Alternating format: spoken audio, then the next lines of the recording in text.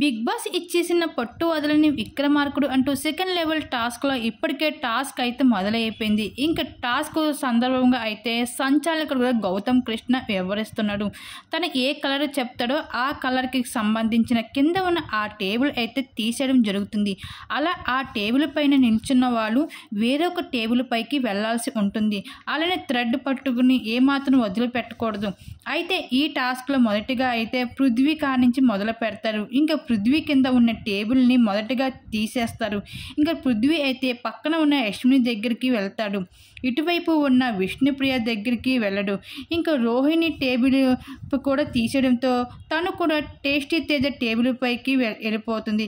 ఇంకా ఆ తర్వాత విష్ణుప్రియ టేబుల్ అయితే గౌతమ్ తీసేయడంతో విష్ణుప్రియ వెంటనే సెకండ్లో పడిపోతుంది కిందకి.